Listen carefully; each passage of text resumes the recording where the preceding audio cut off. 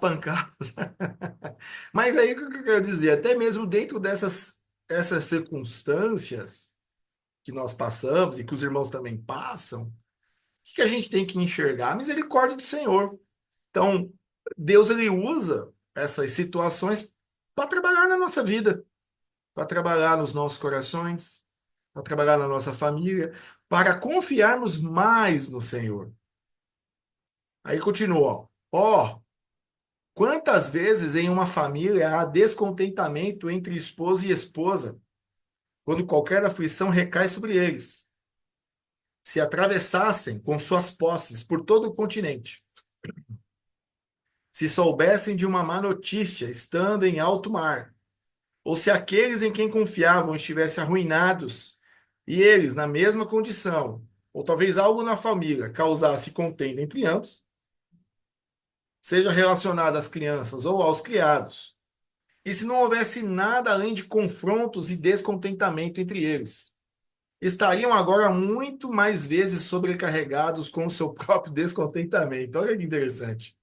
E talvez diriam dessa forma: é de fato desconfortante para nós vivermos tão descontentes. Porém, já tentaram dessa forma? Marido e esposa? Ele faz uma pergunta. Tentaram alguma vez entrar em solitude e dizerem: vinde, vamos e humilhemos juntos as nossas almas perante Deus. Entremos no nosso quarto e humilhemos as nossas almas perante Deus pelo nosso pecado, pelo qual temos abusado daquelas misericórdias que Deus nos tirou e temos provocado Deus contra nós. Ó, vamos acusar-nos do nosso pecado e humilhar-nos perante o Senhor juntos? Será que os casais fazem isso mesmo? Não é? Será que muitos casais têm essa direção? Não. A maioria hoje não. Hoje, o casamento, assim, ele é falido. Até casamento entre cristãos, né? A pessoa hoje, ela não procura a pessoa, uma jovem, ela já é, ó, eu vou contar aqui experiência própria aqui que eu já vi. Uma jovem, ela já é orientada a buscar alguém na igreja, não pela vida espiritual que o rapaz tem, mas pelas posses. Então, o que que acontece? Casamentos arranjados. Isso tem dentro da igreja protestante, irmãos. Aqui no Brasil, pelo menos, eu vi um monte. Né? Eu vi um monte. Casamentos arranjados. Entre famílias. Oh, ele é legal. As posses. Não tem amor, mas casam juntos. Casam, passa primeiro, segundo ano, faz 3, 4 filhos. O primeiro problema que recai sobre eles, sabe o que que acontece? Eles vão se humilhar junto ao Senhor no quarto orando? Não, separam, divorciam. E depois ainda, geralmente, ou os dois, ou apenas um de cada, um deles continua com Cristo. Ou, contrário, os dois se afastam do Senhor. Por quê? Porque é casado sem uma orientação, sem aconselhamento, sem oração, sem direção divina. Eu conheci uma irmã próxima nossa, muitos anos atrás. Ela se apaixonou por um jovem da escola, da faculdade e levou o jovem na igreja. E tal, levando o jovem, mas todos sabíamos que ela queria que o jovem converter o jovem para namorar e casar. Ela sempre ia lá com o jovem. E aí, de repente, começou, se apaixonou por ele, quis namorar. Os pais foram contra. Foi conversar com o pastor falou, minha filha, orientou, né, uma sabedoria, um homem de Deus, o pastor. Olha, não, mas eu amo ele, eu amo ele. Tudo bem. Você quer casar mesmo? Quero, porque eu quero casar, mas ele não é nem convertido. Ah, mas eu quero. Casou contra ali a orientação dos seus líderes espirituais, né, os pastores ali, contra a família. Casou, foi morar no interior de São Paulo, passou uns 5 anos sem ver a família. Aí, de repente, volta com dois filhos pequenos, né? Um pequenininho, 4 anos, um no colo e grávida do terceiro, voltando para a casa da mãe. Saiu do cara, abandonou o cara lá. O que que aconteceu, minha filha? O cara batia nela, espancava ela, Bebia, usava droga, chegava bêbado, doidão, espancava ela, saía com outras mulheres, levava mulheres lá pra dentro da casa dela, ela não aguentou e voltou. Olha a situação, né? Então, o remédio aqui, a cura para essas coisas aqui, o que o Jeremiah Burroughs fala, até antes de casar e depois de casado, é a oração. Humilharmos. Aonde nós erramos, qualquer luta ou aflição que caia sobre um casal, irmãos, é se humilhar perante a mão do Senhor. Ó, 2022, minha esposa está aqui comigo aqui, ó. Saímos do trabalho na igreja, estava só com o IBETEC. Em 2021, estava bombando o IBETEC, muitos alunos. 2022, eu tive uma queda financeira tremenda, muitos alunos, igrejas que eu tinha feito contato, muitas pessoas que estavam comigo me abandonaram. Não entrava em nem R$ 1.000. Minha esposa está aqui de prova, nem R$ 1.000. E a gente, ó, na luta. Chegou um dia que acabou as coisas aqui em casa. Não tinha, só tinha arroz, feijão, a gente comia, né? Mas o Senhor não deixou faltar. Aí nós estávamos aqui de manhã, minha esposa estava tomando banho. Ela chegou e falou assim: amor, vamos dobrar o joelho e orar, que, como diz em Minas aqui, o trem tá feio. Acabou as coisas. Foi, vamos orar. Dobramos o nosso joelho aqui e oramos. Ela orou, eu orei. Passou alguns minutos, a minha cunhada, a irmã dela, mandou uma mensagem para ela falando: Nusa, o João Paulo vai passar aí, que é o marido dela, vai passar aí e deixar umas coisas aí para vocês, que ele comprou para vocês. Hã? Aí passou aqui, meu cunhado ele é fazendeiro e, né, trouxe queijo, doce, carne, arroz, trouxe uma cesta, né? Ela tá aqui de prova. Trouxe muita coisa. Eu falei, nossa, do nada, assim, a gente terminou de orar, ela mandou uma mensagem, olha, ele já tá passando aí. Deixou muita coisa. Aí eu pergunto, isso não é milagre de Deus? Isso aí não é resposta de oração? Então, assim, irmãos, antes de tudo, qualquer luta, né? Principalmente aqui, os mais jovens aqui, que estão aqui, é orar. É orar, porque Deus coloque um rapaz sério de Deus, uma moça séria de Deus na sua vida, e que juntos possam formar uma família e orar sobre isso. E quando vinha esses problemas, é orar. Ao invés de cada um ir para o seu canto, não quero mais te ver, não sei o quê, não, vamos orar junto, vamos enfrentar o problema junto. Amém? Alguém quer comentar algo sobre isso aqui, sobre família? Alguém tem algo para contar? Pode ficar à vontade. Então, eu vou continuar aqui então. E ele diz: tentaram caminhar por esse caminho? Geralmente a maioria não vai por esse caminho. Querem tentar com as suas próprias forças resolver o problema. Ele fala: ó, descobririas que a nuvem que te cobre se dissiparia, e o sol brilharia por sobre ti, e nunca em tua vida terias tanto contentamento como desta vez. Ou seja, se humilhando. A lógica de Deus é o contrário, né? No mundo você tem que se exaltar para você ser feliz. Com Deus, não, você se humilha para ser exaltado. Aí que é o contentamento. Se o patrimônio de um homem for destruído, seja por saqueadores, seja de qualquer outra forma, como esse homem se contentaria? Como? Pelo quebrantar de seu coração. Como dizia Jó, né? Nu eu vim à terra e nu eu voltarei. Louvado seja o nome do Senhor. Deus destruiu seu patrimônio desse homem aqui. Deus, igual no caso de Jó, destruiu. Ó, busca-o pelo quebrantar do teu coração igualmente. De fato, um patrimônio quebrado junto com um coração duro nunca se unirão. Qual é o comum nos tempos modernos? A pessoa perde tudo, ela se mata, né? Ela tá com o coração duro e se mata. Eu trabalhei, quando eu era adolescente, 15 anos, trabalhei num Lava Rápido, que era, a gente tinha dois patrões lá, eram dois sócios, era o Gordo e o Machado. Era uma loja de carro também. Em 1996, eu lembro, ó, faz tempo, 96, 97. E esse Machado, o Gordo, colocou essa sociedade tanto em dívida, mas tanta dívida, que o Gordo fez? Saiu fora, porque as coisas do Gordo estavam no nome ou da esposa ou da irmã. e ficou no nome Machado, estava tudo o nome dele. Esse Machado ficou com tanta dívida, mas com tanta dívida, que ele, em casa, não aguentou a pressão de cobrança. Ele se enforcou no banheiro lá, se pendurou no negócio do chuveiro lá e se enforcou. Sério, cara. Deixou a mãe, a esposa, filhos, tudo. Não aguentou a pressão. Coração duro, patrimônio quebrado, ele ia perder tudo, porque ele era um cara que só andava de carro importado. Se matou. Então, geralmente, as pessoas hoje, elas fazem isso, né? Elas não buscam em Deus. Poxa, acabou minha vida, perdi tudo. Ah, vai ou vai para a sarjeta ou a solução não aguenta a pressão, né?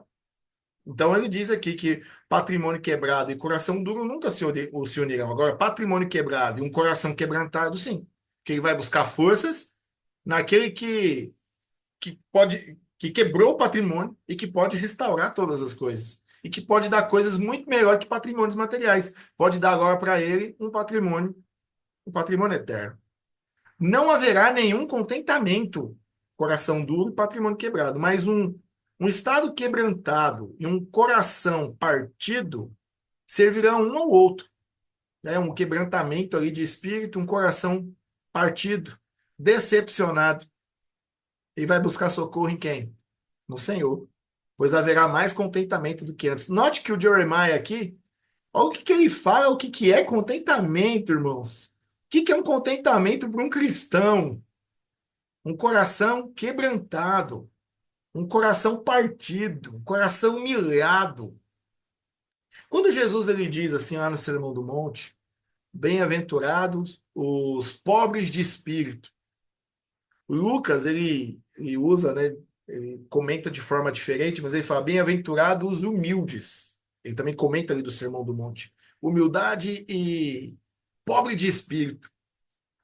As pessoas têm o entendimento que pobre de espírito é uma pessoa ingrata, mas não, pobre de espírito é onde há o contentamento. O pobre de espírito, ser humilde biblicamente, é aquele que reconhece que não é ninguém.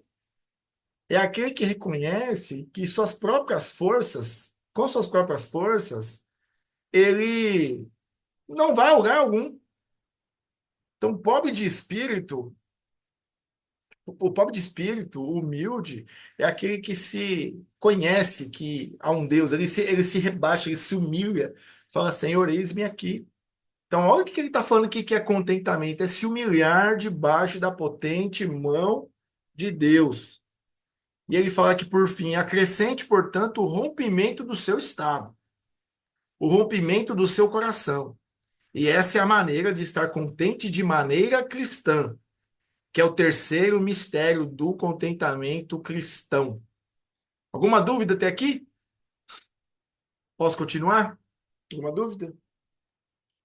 Só para reforçar, Edu, Pode falar. é, é engraçado porque eu estava lembrando das bem-aventuranças também, quando você estava comentando sobre essa parte aí, e eu só reforcei aqui que também tem aquela bem-aventurança dos que choram, né? Bem-aventurados os que choram, que eles serão confortados, serão consolados, né?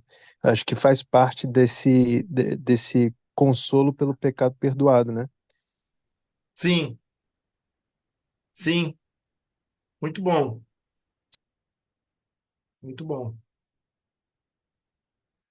Deixa eu só. Ué, a tela saiu aqui. Ué, não tô conseguindo compartilhar mais, mano. Ué, travou aqui o meu. Interromper o compartilhamento. Aí, pronto, agora foi. O quarto, não é tanto a eliminação da aflição que está sobre nós, mas a mudança da aflição, a metamorfose da aflição, de modo que está, se transforme e mude noutra coisa qualquer. O que ele vai dizer aqui? Esse aqui é um capítulo já uma sessão já um pouco mais curta, né? A gente encerra com ela. Ele diz o seguinte: refiro-me à sua utilização, né? A utilização, embora para a coisa em si a aflição permaneça. O que ele vai dizer? Que o caminho aqui o que ele vai explicar? que o caminho do contentamento de um coração, de um coração, voltou, sempre tá voltando. Nossa, eu tô qualquer batidinha aqui no teclado a página passa.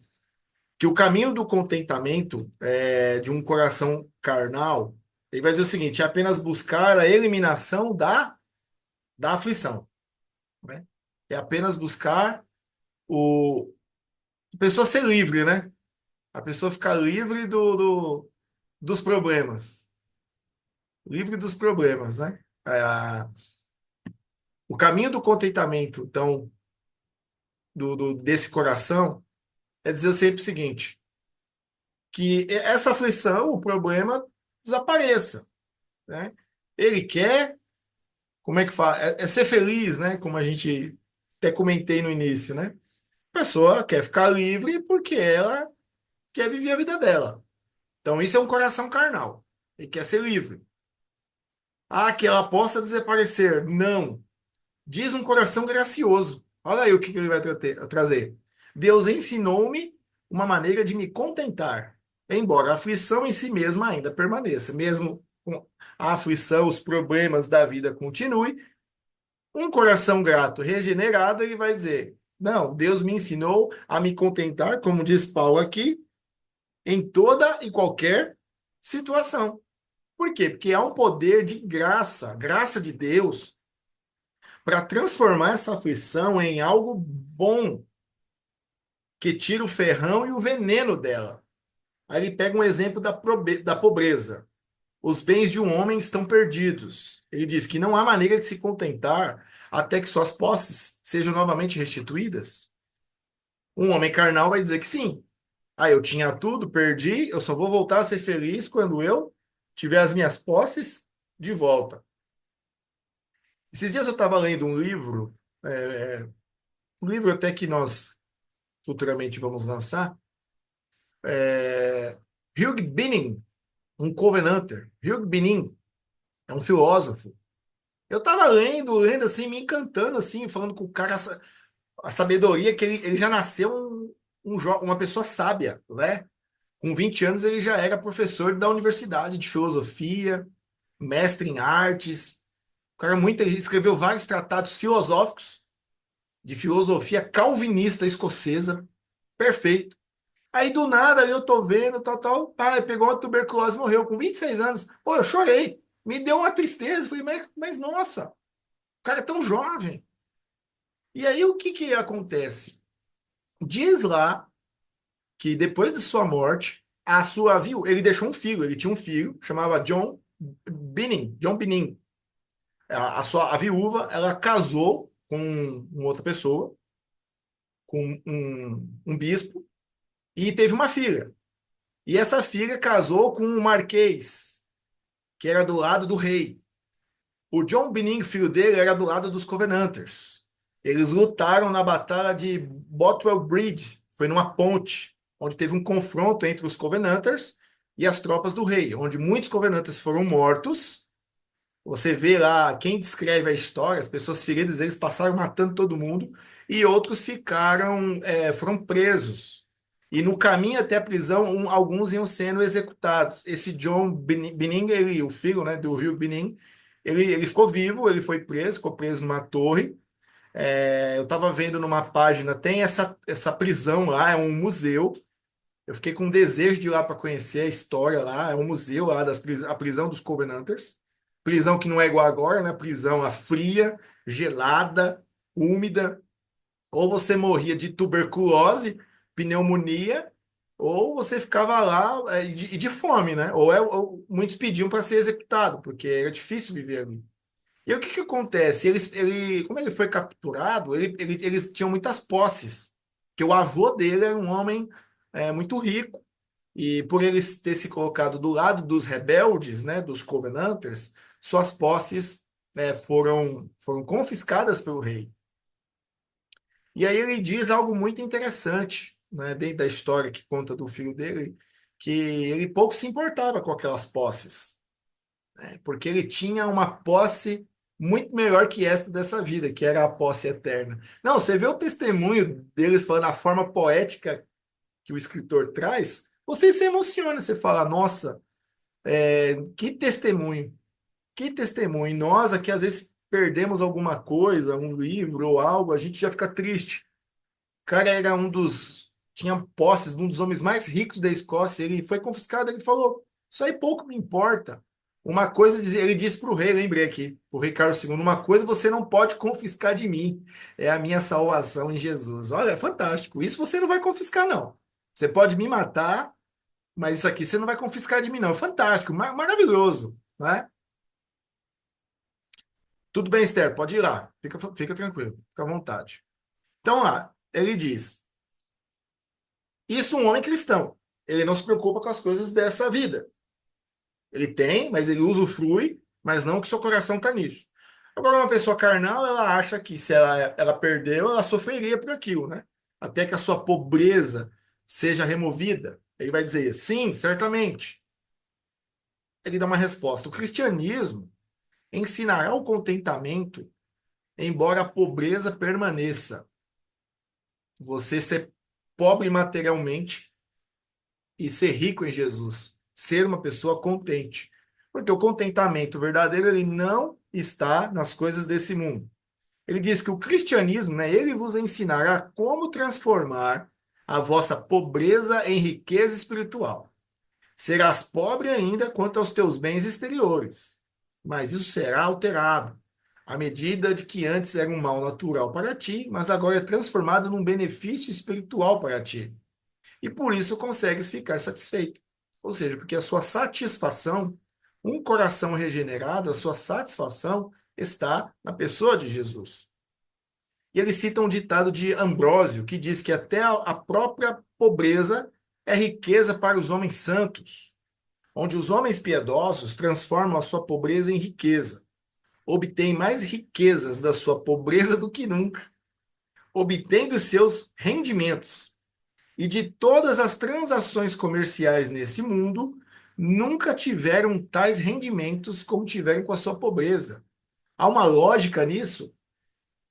O mundo diz que não, mas cristãos entendem aqui o que ele está querendo dizer. Que da pobreza material você tira riquezas espirituais em Cristo. E ele fala que isso é estranho para um coração carnal, saber que alguém faz da pobreza o comércio mais lucrativo que existe no mundo.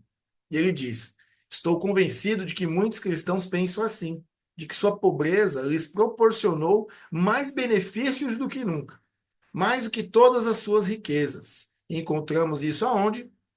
Nas Escrituras, no testemunho que as Escrituras deixam para nós. E por conseguinte, não é de se estranhar de que estou falando disso. Não se encontra um homem piedoso que tenha saído de uma aflição pior do que quando entrou nela. E embora durante algum tempo tenha ficado abalado, no final, porém, ficou muito melhor. E ele diz: muitos homens piedosos, como notamos, têm sido piores em sua prosperidade. Não foram poucos os homens piedosos, de quem leste nas Escrituras, que tiveram senão um pior comportamento em tempos de prosperidade, exceto Daniel e Neemias. Eu não leio sobre qualquer dano que eles tiveram pela sua prosperidade, porque Daniel e Neemias era copeiro do rei. E Daniel também era embaixador. E sabe o que eu descobri? Sabe o que o copeiro do rei fazia naquela época?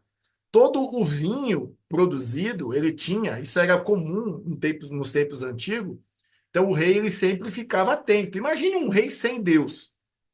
Ele sabia que muita gente queria sua cabeça, até os seus irmãos, seus sobrinhos, seus parentes, por causa da coroa.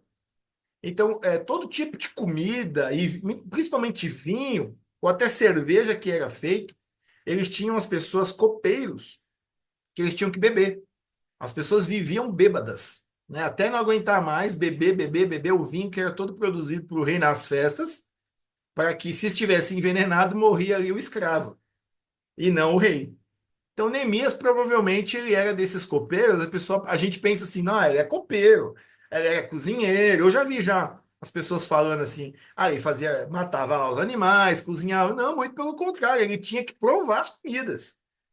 Por mais que não passava fome, comia do bom e do melhor, mas se tivesse alguma coisa envenenada ali, ele era o primeiro a morrer, né? E Daniel também teve uma vida boa, vamos assim dizer, era embaixador, ele era um político, mas o que que a Bíblia diz lá? Que ele colocou no seu coração a não se contaminar, a beber, a comer aquelas comidas que eram sacrificadas a ídolos. E ele diz aqui: dificilmente creio eu, há um exemplo de um homem piedoso que não piorou seu comportamento em sua prosperidade ao invés de melhorar. Então não é estranho para alguém que é gracioso se tornar melhor por meio de sua aflição. E por fim ele diz aqui: Lutero, Martim Lutero, no seu comentário do capítulo 5 do versículo 17, ele diz o seguinte: o cristão se torna um grande empregado e um criador excelente quando cria uma alegria da tristeza, um conforto do terror, a justiça do pecado e vida e da morte. Ele traz luz da escuridão. Então, essa era a prerrogativa e o grande poder de Deus, o seu poder criador, de comandar luz a brilhar nas trevas. Agora, um cristão, ele é participante da natureza divina, como diz a Escritura, onde a graça de Deus, ela é parte da natureza divina, e sendo parte da natureza divina, ela tem uma impressão do poder onipotente de Deus, ou seja, ela pode criar luz das trevas, tirar o bem do mal. Então, dessa forma, um cristão se contenta, ou seja, da graça. Então, para nós, para vivermos nesse mundo, dependemos da graça de Deus. É como que se Deus comunicasse a sua essência divina conosco, é a sua graça. A graça faz parte ali do ser de Deus, da natureza divina. Então, é Deus é que nos mantém vivos. Ele diz aqui que é dessa forma que um cristão se contenta, onde Deus ele dá a um cristão tal poder pela qual ele pode transformar as aflições em misericórdia e as trevas sem luz. Se um homem, ele diz aqui também, se um homem tivesse o poder que Cristo tem, né?